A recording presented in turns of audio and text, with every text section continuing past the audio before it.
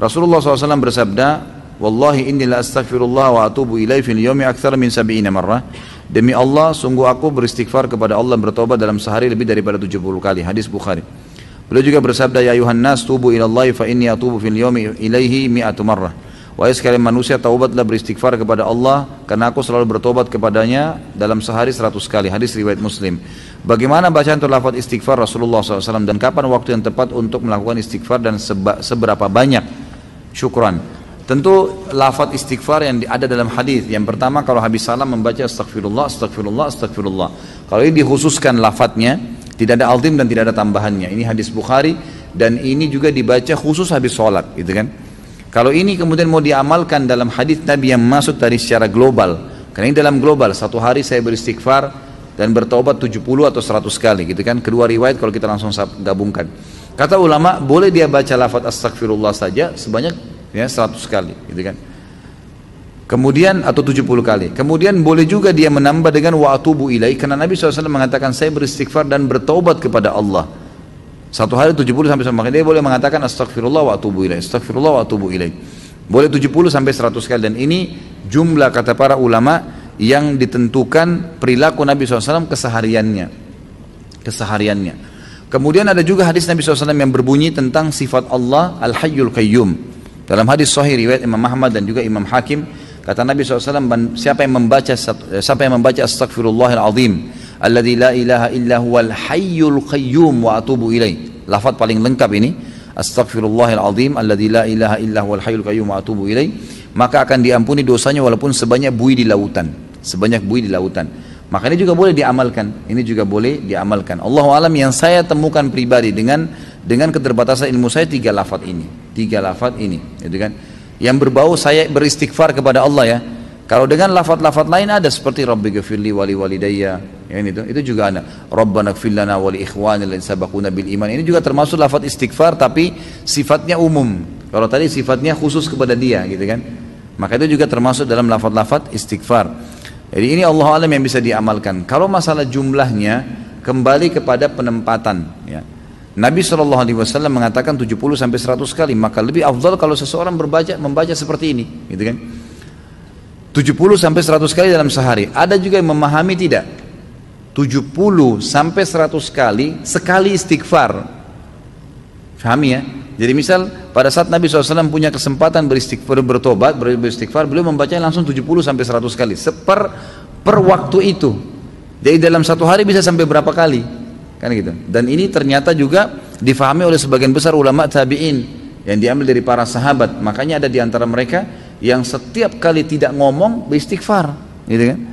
Sebagaimana pernah saya sampaikan kisah Imam Ahmad dengan seorang penjual roti yang memperbanyak istighfar, akhirnya diterima semua doanya, gitu kan? Jadi ya lafaz hadis tadi yang disebutkan ini bisa mengandung dua makna. Bisa dalam sehari penuh 70 sampai 100 kali, atau 70-100 kali itu di setiap kesempatan pada hari itu dibaca, sehingga kalau kesempatan lain di hari yang sama juga masih dibaca, tapi per satu kali baca itu 70 sampai 100 kali. Allahu a'lam. Bagaimana hukum vaksin atau suntik ketika akan pergi haji? Saya tidak tahu, Allahu a'lam ya. Saya tidak tahu, ini ada yang mengatakan bahannya haram, ada yang mengatakan bahannya halal, tergantung kepada MUI. Kalau MUI sudah mengatakan itu halal, sudah diadakan penelitian, kena teman-teman MUI punya tim. Kalau saya tidak ada timnya untuk itu, maka insya Allah kita kembalikan hukumnya kepada mereka, gitu kan? Dalam pepatah dikatakan, jadikanlah antara dirimu dengan neraka seorang alim. Artinya kalau sudah ada fatwa dan dia orang ulama yang dikenal, insya Allah sudah cukup, gitu. Kalau imam mereka mengatakan tidak ada masalah, maka lakukan saja. Bagaimana kita tahu adanya bibit iri, dengki dan hasud di dalam hati kita? Tadi saya sudah kasih contoh. Iri, dengki ini adalah kita merasa jengkel, merasa tidak nyaman kenapa orang yang di hadapan kita punya kelebihan, gitu kan? Dan kita berharap kelebihan itu hilang dari dia. Jadi setiap kita lihat, oh kenapa ya dia cantik, kenapa ya dia begini, gitu. Dan ini biasanya kalau dipelihara jadi bahaya nih, gitu kan? Jadi berbahaya kalau hati selalu iri, dengki ini, maka hatinya jadi busuk, dan ini bisa mempengaruhi matanya, namanya mata panas, ain, penyakit ain namanya. Itu kalau dia lihat sesuatu itu bisa merusak, gitu kan? Kata Nabi SAW dalam hadis, mayoritas umatku meninggal memang ajal datang, tapi sebabnya adalah ain. justru karena hasutnya orang, gitu kan. Jadi banyak orang begitu, ada suami istri rusak rumah tangganya karena ain, ada anak-anak sakit karena ain. Sampai Utsman bin Affan radhiyallahu anhu pernah melihat seorang anak kecil gagah sekali wajahnya, kemudian saking gagahnya anak itu dihiasi lagi dengan baju yang gagah, anak laki-laki tapi seperti wajah perempuan yang sangat menarik gitu. Kata Utsman, tidakkah kalian letakkan di bawah bibirnya arang, ya bekas masak panci itu biasa ada hitam, diambil hitamnya itu dioles di bawah bibirnya agar ada sedikit ya yang membuat orang tidak hasut dengannya, gitu kan? Orang tidak hasut dengannya. Jadi ini diantaranya itu bisa berpengaruh pada mata sampai pada hal yang rusak. Tapi kalau kita melihat nikmat pada seseorang, kita melihat oh masya Allah nikmatnya, kita merasa Allah berikan kepada dia, lalu kita ya tidak berharap nikmat itu hilang. Kita minta kepada Allah diberikan yang sama tuh nggak ada masalah, itu namanya ghibtah, boleh. Dan tadi sudah saya kasih 3 kiat supaya kita tidak hasut kepada orang, gitu kan? Supaya tidak hasut kepada orang. Allahu a'lam. Apa kriteria orang yang butuh ruqyah? Banyak ya, malas ibadah, sering mimpi buruk, ya. Kemudian sering takut sendiri tiba-tiba, gitu. Sering ketindian, kan? Orang bilang ketindian tiba-tiba kayak nggak bisa nafas. Nah itu semua ciri-ciri butuh ruqyah. Dan caranya untuk mendeteksi sederhana. Coba baca ayat-ayat ruqyah. Baca Al-Fatihah, ayat kursi, Al-Ikhlas, Al-Falaq, An-Nas, dan Al-Kafirun. Baca 3 kali, ditiup ke telapak tangan, usap dari kepala sampai ke kaki dengan niat meruqyah diri. Kalau terasa merinding, nggak enak, panas, tiba-tiba mual, mau muntah, nah itu berarti ada reaksi. Dilanjutin ke ruqyah. Ya, bisa berhubungan dengan ustadz-ustadz ruqyah yang pernah saya sampaikan nomornya, atau memang bisa mencari tahu lebih jauh lagi ya. Banyak, ada bahasan sendiri sebenarnya, ada bahasan di YouTube tentang bahasan saya masalah ruqyah. Bisa berobat dengan dengan ruqyah pribadi, mandiri tadi. Bisa juga meminum air yang ditaruh daun bidara, ya, kemudian mandi dengan air bidara, itu semua termasuk bisa dilakukan gitu. Atau minta tolong sama para ustadz-ustadz kita yang memang sudah menjalankan itu, ya, meruqyah orang-orang. Saya sudah ngasih tahu orang tua saya tentang sunnah, tapi beliau tetap kekeh pada pendiriannya tentang tahlilan. Bagaimana cara supaya orang tua saya kembali ke sunnah? Kalau sudah disampaikan, tugas Anda sudah lepas. Selebihnya doakan saja. Selebihnya doakan kepada Allah SWT, karena kita tidak punya cara lain. Yang penting sudah dijelaskan kebenaran pada orang yang sedang salah. Mau tanya tentang hadis ini, apakah untuk kalangan kita atau orang-orang fasik, Ustaz? Sesungguhnya yang termasuk yang paling aku cintai di antara kalian adalah paling dekat majelisnya dariku pada hari kiamat. Sesungguhnya orang yang paling aku cintai di antara kalian dan paling dekat majelisnya dariku pada hari kiamat adalah orang yang terbaik akhlaknya di antara kalian. Dan sesungguhnya yang paling aku benci di antara kalian dan yang paling jauh majelisnya dariku pada hari kiamat adalah orang yang berlebihan dalam berbicara, sok fasih dengan ucapannya dan sombong dalam ucapannya. Diriwayatkan Tirmidzi. Pertanyaan tadi, apakah hadis ini untuk kita atau orang-orang fasik? Untuk semua umat Islam tentunya ya. Kita semua kena dalam hadis ini. Jadikan sebagai peringatan, jangan sampai dilanggar, karena memang orang dalam Islam tidak boleh sembarangan ngomong kosong, menjatuhkan orang, tidak ada ilmunya dalam berbicara, itu tidak boleh dalam Islam memang. Kena dalam ancaman hadis ini. Jadi umum semuanya bisa kena. Saya baca di sini rumusan masalah. Saya kira makalah nih. Apakah riya termasuk dosa hati? Ya. Tadi saya jelaskan kan, riya, iri, dengki masuk. Apakah orang yang pamer itu selalu dinilai riya? Kalau dia pamer ibadah, iya. Kalau ibadah. Kalau bukan ibadah maka masuk dalam bab sombong. Ya. Pamer mobil, pamer baju itu sombong. Dosanya lain lagi. Tapi kalau dia pamer ibadah, riya. Nah, ibadah apa saja, gitu kan? Saya baru pulang umroh, saya baru bantu orang, saya baru puasa, saya baru begini, itu pamer ibadah, berarti riya. Apa yang dimaksud hadis di pembahasan tadi? Hati adalah jantung, karena kalbu beberapa asatidz maksudkan jantung bukan hati. Ini khilaf diantara ulama tentang masalah istilahnya, gitu kan? Tapi memang yang sering diterjemahkan kalb itu jantung, bisa masuk jantung, bisa masuk hati. Ada yang pendapat yang mengatakan dia jantung di tengah-tengah dada kita. Allahu a'lam. Apakah dimungkinkan ada sunnah yang tidak sampai kepada kita karena itu tidak terjaga seperti Al-Quran? Bisa jadi Allahu a'lam, gitu kan? Bisa jadi. Tapi dengan izin Allah, Allah SWT akan menjaga hal-hal yang mendasar bagi umat ini. Bukan mustahil, mungkin ada hadis yang belum sampai kepada kita, karena sekarang ini masih banyak manuskrip tulisan-tulisan tangan para ulama dari generasi emas dulu yang masih belum disentuh sama sekali. Saya kemarin waktu sebelum ke Indonesia dapat penawaran untuk pasca sarjana di Maroko, S2 sama S3 di sana waktu selesai S1 di Madinah.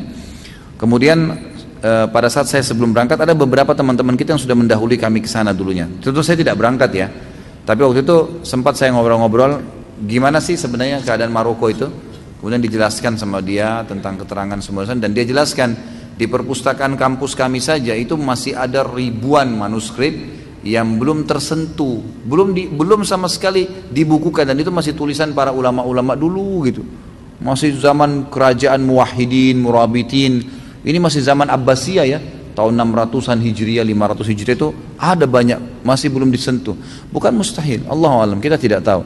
Tapi insya Allah yang sudah ada sekarang kita amalkan gitu.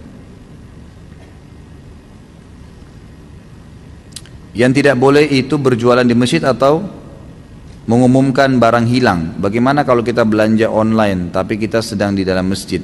Setahu saya tidak boleh transaksi dalam masjid, transaksi fisik ya.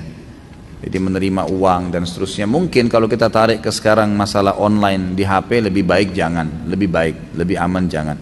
Karena Nabi SAW yang melarang dalam hadis untuk transaksi di masjid. Masalah mengiklankan barang hilang ini hadisnya lain lagi, memang dilarang gitu kan.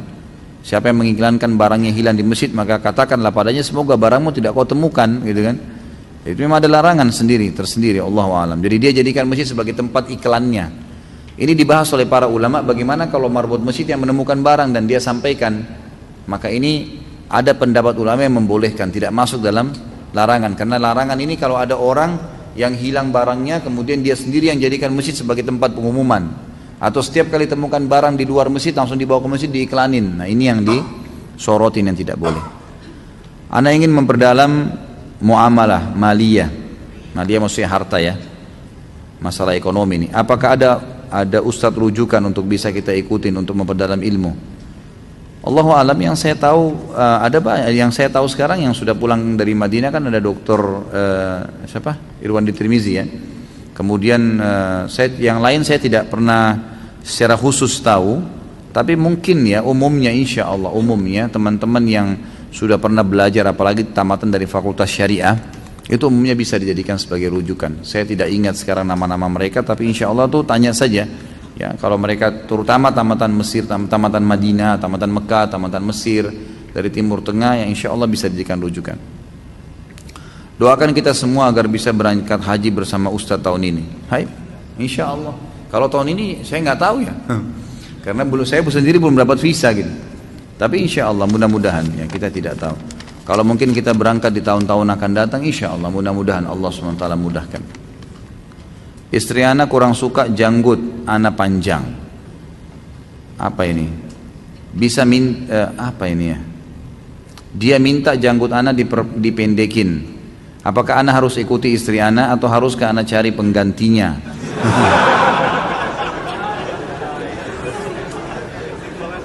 Atau tambah istri lagi gitu. Ini nggak tahu nih yang lagi bertanya hadir sama istrinya atau gimana nih. Kadang-kadang ikhwah begitu, soalnya istrinya hadir disinggung gitu kan. Ya tentu saja perjawabannya tidak boleh kita ikutin istri. Kenapa harus ikutin istri? Perintah Allah SWT kan itu. Dan gini, ini teman-teman di sini laki-laki, kan itu. Perempuan itu suka dirayu, kan itu. Antum harus jadi ahli rayu dong, gitu kan. Rayu yang halal tapi kan gitu. Masa kalau gombal di media bisa, sama perempuan yang tidak halal bisa, sama istri nggak bisa gitu kan. Ya harus bisa dirayu, bagaimana caranya supaya dia suka gitu kan. Supaya dia suka. Jadi kita jelasin hukum-hukum syar'i, insya Allah dia suka lah gitu. Dan biasanya perempuan itu lebih suka dengan karakter, dengan perilaku daripada fisik. Kan itu. Kemungkinan besar istri antum ini mungkin masih ada hal-hal yang berhubungan dengan karakter yang dia tidak suka, tapi singgungannya ke situ, gitu kan? Mungkin seperti itu. Karena kalau fisik, setahu saya itu tidak terlalu, itu bukan nomor satu bagi wanita, tapi perilaku dan muamalah, gitu kan? Itu yang saya tahu, Allahu a'lam. Itu yang masalah jenggot. Jadi jangan dipatuhi. Kalau masalah antum mau menikah lagi, tidak harus tunggu istri nolak jenggot, gitu kan? Itu kapan saja silahkan, asal antum merasa mampu bisa ya. Kenapa tidak? Perintah Allah. Nikahi wanita 2, 3 dan 4. Kalau memang tidak bisa baru satu, gitu kan? Opsi pilihan silahkan. Kalau Anda merasa mampu silahkan. Oh tapi saya takut nanti ribut Ustaz. Ya rahayu dong, gitu kan? Harus bisa ditaklukin bagaimana caranya. Buat supaya dia paham, bisa. Kalau emang antum sendiri kaku orangnya seperti patung, kemudian mau nikah lagi, gimana menghadapi dua, gitu kan? Seperti ada satu syekh, bukan syekh, ada orang tua di Yaman, itu ceritain tentang masalah poligami. Pada saat ditanya dia, sama ponakannya, dia nikah satu, nikah lagi istri yang kedua, kemudian ditanya sama ponakannya, Ammi, ya paman, mau kemana dan dari mana? Dia bilang minan nar ilan nar, gitu. Maksudnya dari neraka ke neraka. Gitu. Di sini ribut, di sana ribut, gitu. Nah ini karena dia mungkin bawaan pribadinya kaku, orang yang supel, orang yang biasa memimpin, kan gitu. Itu pasti bisa lah, dia bisa membangun. Seperti ada orang yang mampu cuma menangani 2 orang, 3 orang pegawai. Ada orang yang bisa menangani 1000 pegawai. Kan itu. Ada kelebihan yang Allah kasih. Keterampilan ini, dan tadi saya sudah kasih kata kuncinya. Orang yang punya kelebihan, waktu dia 24 jam, ambil positifnya, cari tahu kenapa dia bisa lakukan. Gitu kan? Kalau antum sudah niat poligami, coba follow up siapa yang sudah poligami, kemudian tanyakan bagaimana kiat-kiatnya kepada mereka. Dan ingat, jangan pernah sembunyi. Tak usah sembunyi. Gentle. Sampaikan apa adanya, kemudian buat supaya suasana dia bisa menerima, dan kita juga punya kesiapan fisik, materi, ya, ilmu, semua kita harus punya itu. Jangan cuma hawa nafsu, kan itu. Ya, karena itu hubungan biologis hanya 5 menit, 10 menit, 1 jam selesai. Selebihnya antum bisa biayai nggak kehidupannya? Ini bukan hanya sekedar ranjang gitu kan, tapi ini masalahnya ada biaya, ada materi, ada perlindungan, pendidikan, ada hak-hak istri. Antum ikutin materi manajemen rumah tangga Islami di YouTube ceramah saya, nanti bisa tahu hak-hak itu. Kalau antum sudah punya haknya, insya Allah nggak ada masalah, kan gitu, tidak ada masalah.